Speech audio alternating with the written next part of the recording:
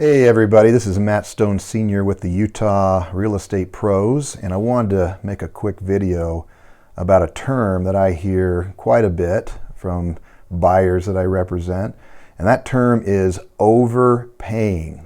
Nobody wants to overpay for a home.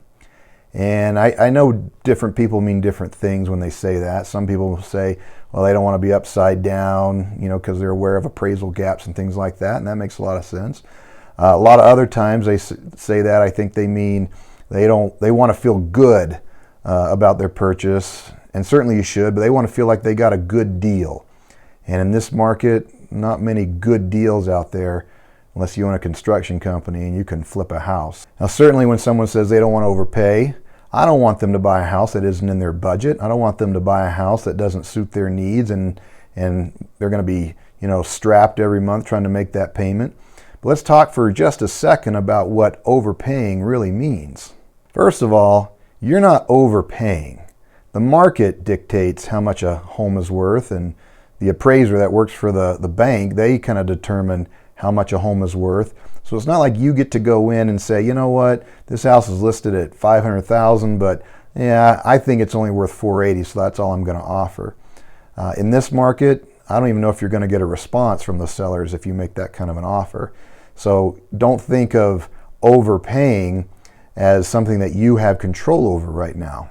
Number two about overpaying is, look, this isn't a cost, this is an investment. I think a lot of people come from the mindset of a renter where, well, this is just money that we're throwing away every month so that we have a place to sleep at night and cook our food. Well, that's not the case. When you buy a home and you're making that payment every month, some of it does go to interest, but with rates so low, most of that payment right now is going to principal. And with the appreciation of homes, not just now, but over the last gazillion years, that home is going up in value faster than you can make payments on it. So when it comes time to sell that home, either because you're going to get into another one or you're going to move away or whatever, basically it's like you're living for free.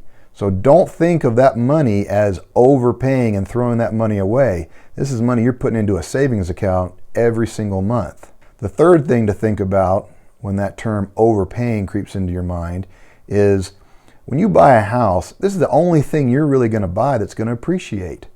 When you went and bought those new pair of pants, did you overpay for them when a month later they got a stain on them or a rip in them and you got to give them away?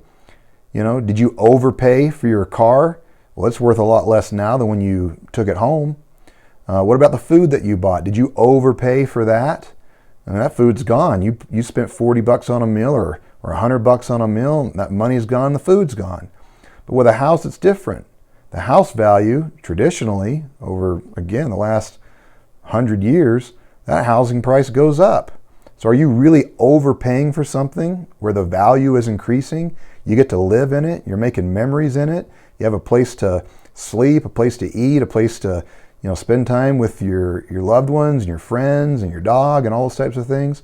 So I think people really need to think about that term overpaying a little differently, especially in this market. So I hope some of the things that I talked about today make sense to you.